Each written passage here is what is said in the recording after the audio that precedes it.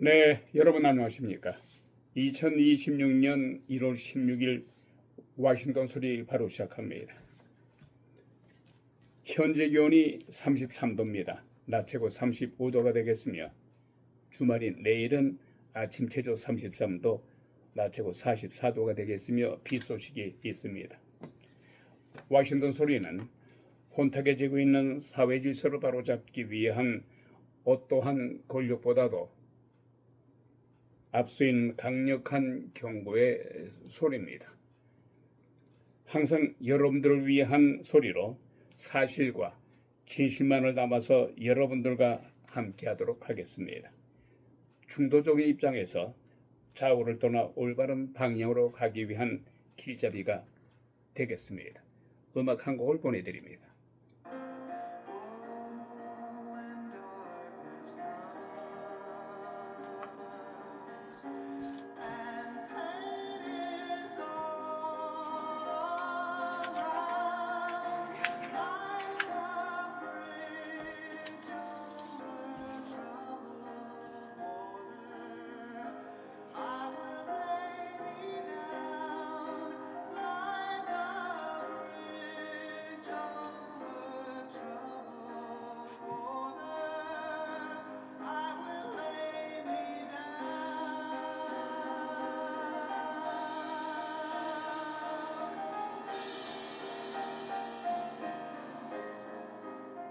네, 현재 여러분께서 감상하시는 이 곡은 시몬과 가르펑켈의 노래 중에서 지난 1970년도 작품입니다.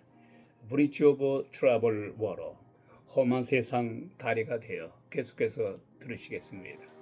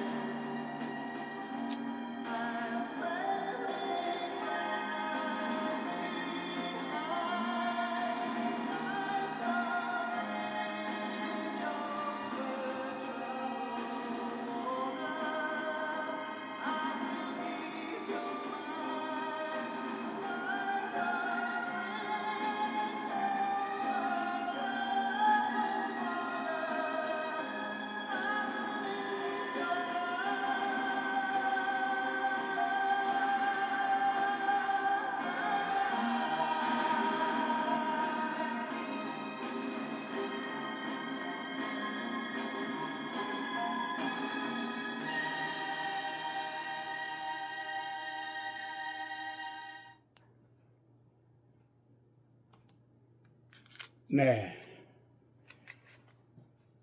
1970년도 발표된 시몬과 가르펑켈의 노래 중에서 브릿지 오브 트러블 워러, 험한 세상 다리가 되어, 이 곡은 역시 폴 사이먼의 작품입니다만은 역시 이 노래도 시대적인 배경을 안고 시몬이 작곡한 것 같습니다.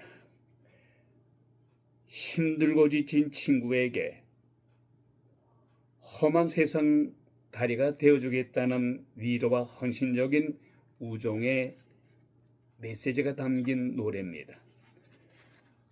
방금 들으신 이 곡은 우리들의 마음을 짠하게 애잔하게 해주는 것 같습니다만은 이 노래 역시 지난 1970년도 초에 빌보드 차트 순위에서 6주 연속 1위를 달림으로 해서 어워드상도 탔으며 대단히 세계적으로도 사랑받던 노래입니다만은 역시 이 올드 팝송 역시 한국에도 상륙을 해서 많은 젊은이들의 가슴을 애잔하게 해주면서 친구의 우정이 무엇인가, 또 의리가 무엇인가를 여실히 보여주는 그런 곡이기도 했습니다.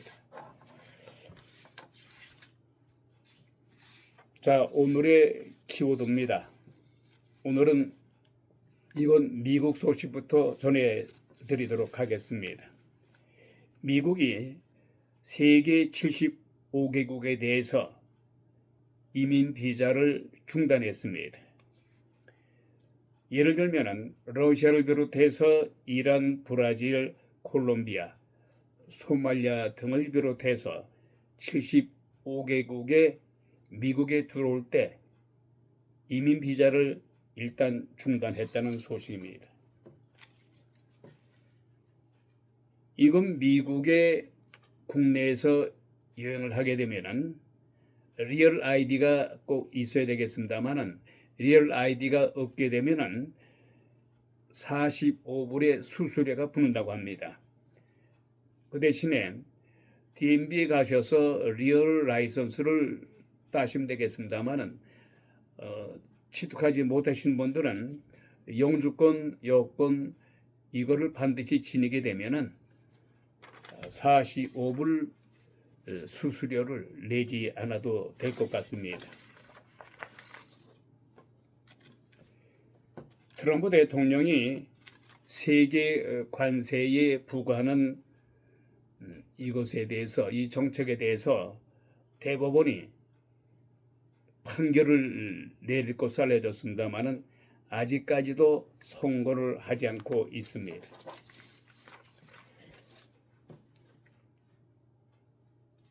앞으로 미국에서 제조되는 신차를 여러분께서 사시게 되면은 대출 이자에 대해서 세금을 공제한다는 소식입니다. 말하자면은 미국에서 제조되는 신차를 구매하게 되면은 자동차 대출 이자 페이먼트도 세금 공제를 받게 된다는 소식입니다. 그리고 모기지도 마찬가지죠. 모기지 이자도 대단히 싼 이자로 사게 될 것으로 됩니다. 이것은 미국의 자동차 산업을 육성시키기 위해서 트럼프의 정책으로서 싼 이자로 살 수가 있을 것 같습니다. 근데 미국 사람들은 거의 일본 차를 선호하죠. 이런 가운데 도널드 미 대통령의 오는 20일이 1주년을 맞습니다. 제2기 행정부로 출범한 지 1주년을 맞습니다만 이런 가운데 한국을 비롯해서 세계 대부분의 국가에서 미국을 동맹국으로 보면서 대단히 친하다는 그런 마음을 가진 나라들이 점차적으로 줄어들고 있습니다. 이번 조사에서 대부분 국가에서 미국에 대한 호감도가 이처럼 떨어지고 있다는 사실인데 이것은 아마도 트럼프 대통령의 신고립 정책, 미국의 이익만을 위해서 세계 여러 나라들에게 부가세 정책을 쓴과 동시에 미국에 들어올 때도 철저하게 까다롭게 굴다 보니까 아마 미국이 옛날 같지 않구나 말이지.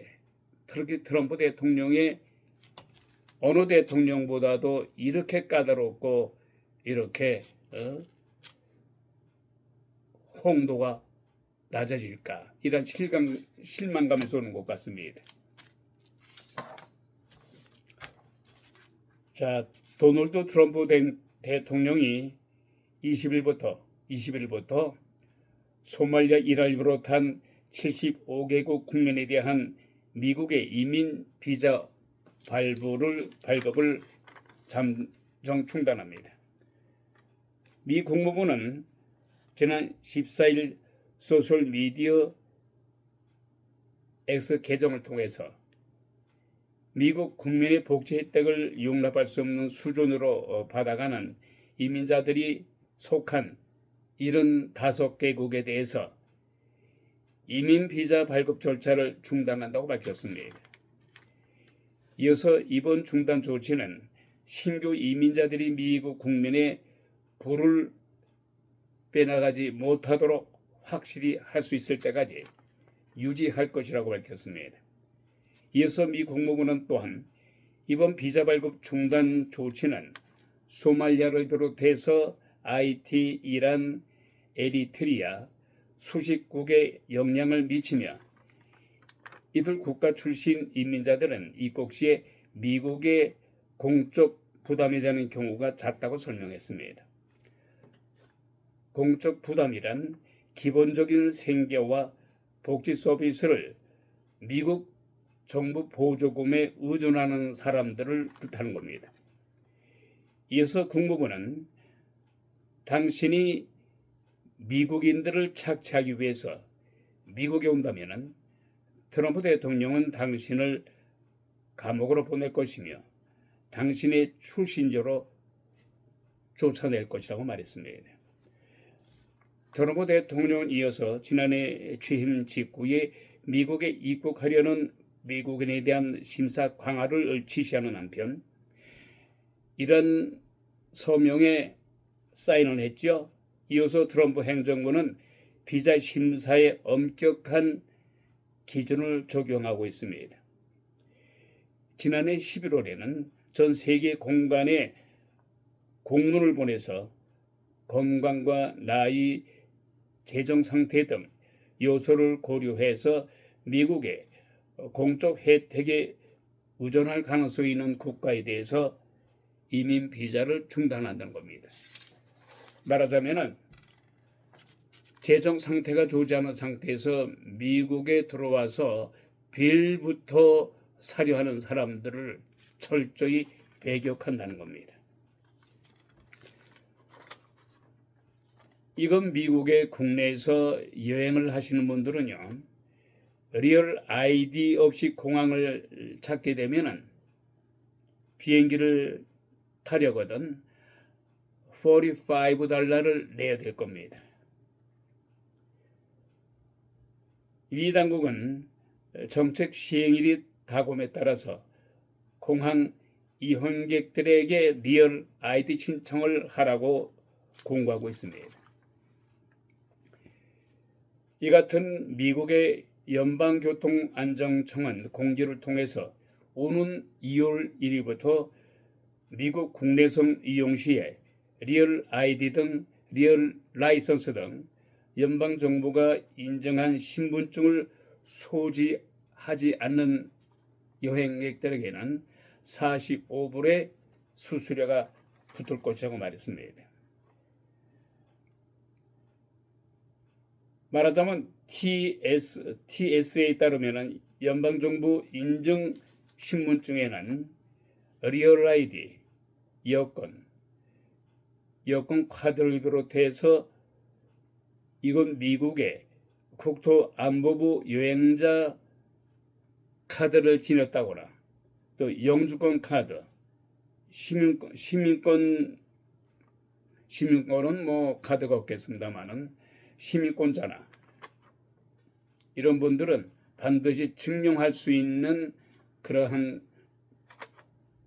증명서를 갖고 다니면은 45불을 내지 않아도 되겠습니다만은 영주권도 소지하지 않고 시민권도 소지하지 않으면서 뭐 여권 카드 그러면 45불을 내야만이 비행기에 탈 수가 있고 그렇지 않으면 비행기도 타지 못합니다. 가급적 여러분께서는 DMV에 가셔서 리얼 라이선스를 따시면 되겠습니다. 이런 가운데 이건 미국의 대법원이 도널드 트럼프 대통령이 한국을 비롯한 세계 각국에 부과한 이른바 상호관세 여부에 대한 판결을 아직도 내놓지 않았습니다. 시일이 훨씬 지났습니다만은 이거 연방대법원은 이날 홈페이지를 통해서 세 건의 판결을 공개했습니다만은 이것은 모두 상호관세와는 관련이 없는 것만 대법원에서 판결을 내렸다는 소식입니다.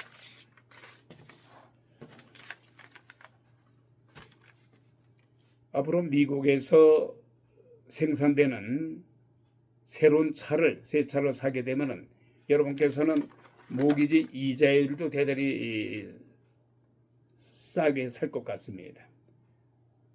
대출 이자 또 세금도 면제한다고 합니다.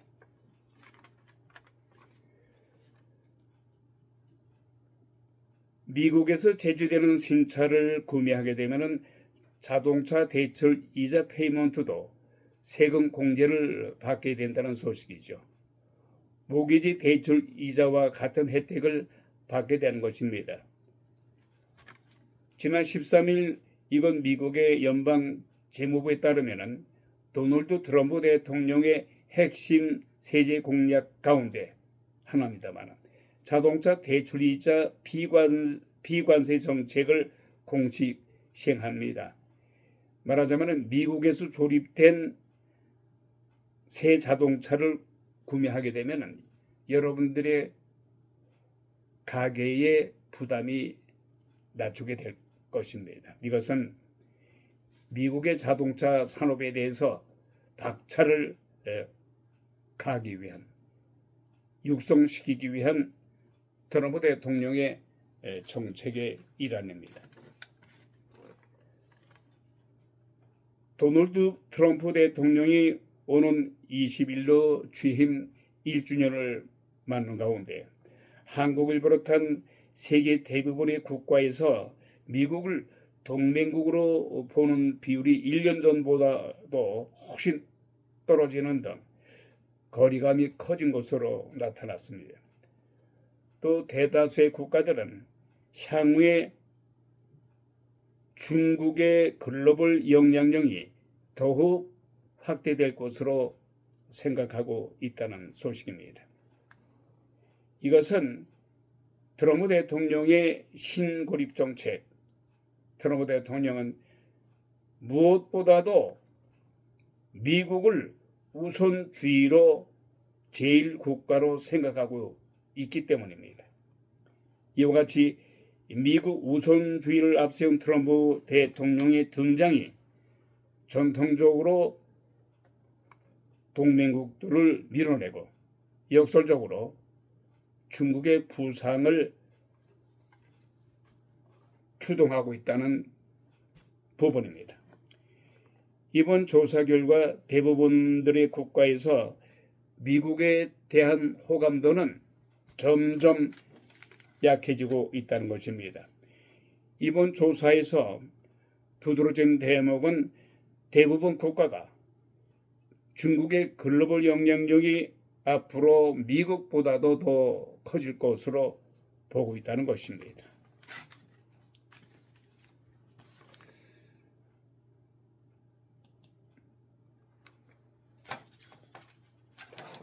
이건 미국의 트럼프 행정부가 향후 5년간의 외교 지침을 담은 문서에서 미국의 주권 확보를 최우선 목표로 제시하면서 표현의 자유를 침해하는 외국 정부의 활동에 반대한다는 원칙을 발표했습니다. 트럼프 행정부는 이처럼 표현의 자유의 제한을 가하는 입법이 이루어질 경우에 해당 국가의 비자, 금융 제재 등의 수단을 통해서 대응하겠다는 방침도 세웠습니다.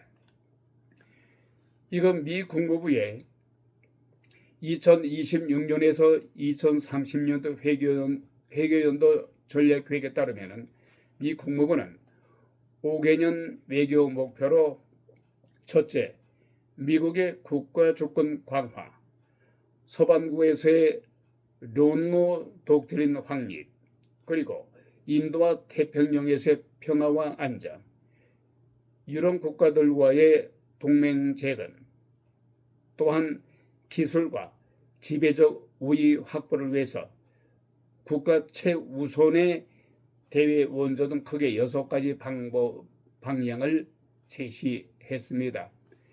제1목표로 제시된 이건 미국의 국가주권 파트에서 이건 미 국무부는 모든 미국인이 외국의 간섭이 없이 권한을 행사할 수 있도록 보장하겠다는 원칙을 명시한 것입니다. 구체적으로 이야기한다면 미 정부는 신이 부여한 미국의 국민의 자연권을 보호하기 위해서 존재한다며 여기에는 미국인의 표현의 자유, 종교와 양심의 자유를 비롯해서 공동정부를 선택하고 영향력을 행사할 권리가 포함된다고 밝혔습니다. 자, 이런 가운데 이란에 대한 소식을 전해드립니다. 이란 당국의 가혹한 진압 속에서 이란 전역에서 시위가 소강 상태에 접어든 것으로 보입니다. 외신에 따르면 테헤란 주민들은 당국의 진압 강도가 거세지고 사상자가 급증하면서 이번 주 들어와서 거리 시위가 대부분 수그러들었다고 전했습니다. 이처럼 테헤란 도심 곳곳에는 이란 군경이 대거 배치됐으며 평소 인파와 차량으로 붐비던 거리는 텅텅 비어 있으며 도시에 마치 계엄령이 내려진 것 같다고 설명했습니다. 한편 트럼프 대통령의 명령으로 미군이 진주할 것이냐, 그러나 진주하지도 않고 진주할 마음도 없는 것 같습니다. 자, 다음은 우리 대한민국의 국내 소식을 전해드립니다. 우리 대한민국의 정가 소식입니다.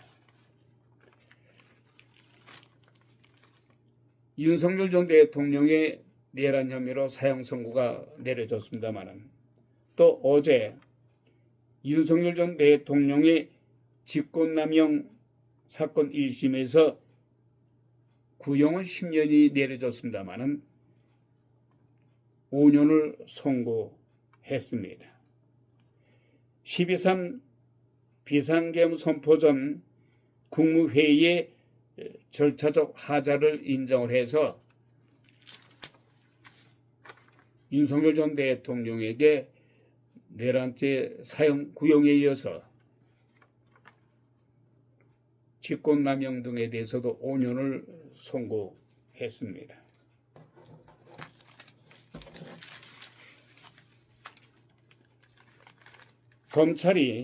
경찰이 공정헌금 수수 논란을 비롯해서 또한 김병기 전 더불어민주당 원내대표의 각종 비리 의혹에 대해서 전방위 강제 수사에 착수했습니다. 그뿐 아니라 김병기 배우자 그리고 자식들에 대해서도 철저히 압수수색을 했다는 소식입니다. 이 압수수색 영장에는 정치자금법 위반 혐의가 적시됐습니다. 김병기 전 원내대표는 2020년 총선을 앞두고서 당시에 동작동 구의원이었던 전모 씨, 김모 씨에게 각각 1,000만 원, 3천만 원씩을 받았습니다만 공천이 불발되다 보니까 다시 돌려주기는 했어요. 그러나 돌려줬다 해서 그 죄가 무마된 것은 아닙니다. 또한 경찰은 김병기 전 원내대표 부인인 수사에도 박차를 가고 있으며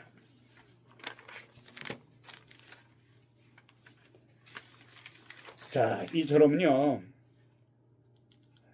대한민국의 정치는 여야의 쌈박질 그리고 더불어민주당의 막갑한 상권 분립을 훼손하고 파괴시키면서까지 있는 법도 멀쩡히 없애버리고 자신의 입맛대로 법을 새로 개정해서 그야말로 민주주의 국가의 헌정 질서를 파괴시키는 이러한 다수의 입법 힘으로 무도한 짓을 하는 가운데 이것도 모자라서 더불어민주당의 원내대표는 작자 김병기가 보좌관들에게 갑질을 하는 것도 모자라서 가진 악행을 저질렀습니다. 또 뇌물을 처받아먹는 등 참 말이 좀 거세게 나갔습니다마는 뇌물을 받는 등 엄청난 죄를 저질러서 마침내는 제명당하고 말았습니다. 참 말하자면은 한국 정치가 갈 때까지 갔습니다. 까도 계속해서 나오는 의혹의 사건. 결국 제명된 김병기 전 더불어민주당 원내대표. 또한 이것도 모자라서 이재명 대통령에 의해서 임명이 확실시 된, 물론 아직 청문회는 거치지 않았습니다만, 국민의힘에 소속, 국민의힘을 배신하고 이재명 대통령이 임명한다고 해서 덥석 물은 이해운 전 국민의힘 국회의원. 까도 계속해서 자식들 이해운에 대한 갑질, 아파트 분양 사건의 빚이 계속 연일 터지고 있어요. 이재명 대통령에 의해서 초대 기획예산처 장관에 지명된 이해운 전 의원 등을 보게 되면은 참 허탈하다 못해 어쩜 이럴 수가 있나. 이런 인간들이 어떻게 국민을 대신해서 정치를 한답시고 자신들의 배만 채우는, 그것도 남편 자식까지 포함해서 말이죠. 참 대한민국의 현재 서민들이 얼마나 살기 힘듭니까? 먹기 살기 힘든 시절에 횡행했던 막걸리 선거, 노골적으로 불법 자금을 퍼날랐던 차떼기 사건 등 우여곡절을 겪으면서 각종 시스템은 현대화됐습니다마는 여전히 대한민국의 정치는 퇴행하고 있어요. 만약 정치권에서 딱 하나를 도려낼 수 있는 특권이 부여된다면은 정치가, 대한민국의 정치가 이토록 썩은 것은 옳고 그름을 판단해서 회초리를 들어야 할 때 단 우리 편이라는 이유만으로, 말하자면은 더불어민주당에서 비리가 쏟아지고 각종 죄를 지어도 우리 당이라는 이유만으로 눈 감잖아요. 절대 처벌하지 않지 않습니까? 이것은 무엇보다도 대한민국 진영 논리로 돼서 두 쪽으로 갈라졌어요. 좌우, 진보와 보수. 진보 쪽에서 아무리 잘못을 저지르고 했어도 자기 편이라는 진영 논리에 빠져서 눈 감습니다. 반대로 상대방 진영에 대해서는 죽일 듯이 달려들어요. 무엇보다도 이처럼 진영 논리는 정치권의 전문성도 약화시키고 있습니다. 여러분께서 지금 여당과 야당의 행태를 보십시오. 여야를 한번 보십시다. 요직에 앉아있는 인물의 면모를 보게 되면은 충성심, 투쟁력만 강한 이들이 많아요. 정치는 복잡한 사회 갈등을 조정하고 정책적 대안을 만드는 영역이에요. 그럼에도 불구하고 진영 논리에 너무 빠져들어서 대한민국은 완전히 두 쪽으로 갈라졌어요. 지난 1960년 이전에 6.25 전쟁 이후에 완전히 빨갱이가 아니다 해서 이승만 초대 대통령 시절에 완전히 두 쪽으로 갈라졌었죠. 그리고 박정희 대통령 이후에는 어느 정도 통합이 됐어요. 다시 전두환 대통령 이후에 김영삼 정권을 거쳐서 민주화를 이룩한 현재 이르기까지 또다시 진영 논리에 빠졌습니다.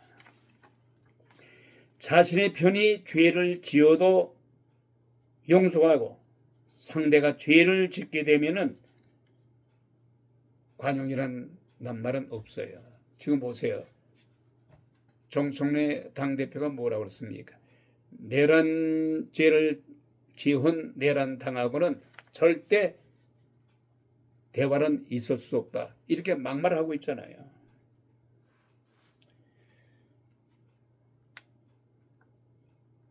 참 대한민국의 앞날이 어떤 방향으로 갈지 참 유언합니다마는 이재명 대통령이 어렵사리 대통령의 자리에 앉지 않았습니까? 통합을 운운하면서 더군다나 지난번에 뭐라고 그랬습니까? 이재명 대통령. 내가 대통령 되기 전에는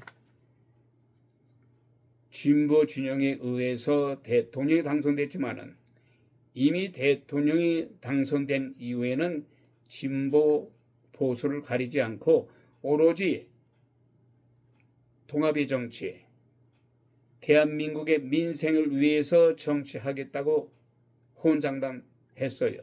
그런 의미에서 이해운 말도 많고 탈도 많은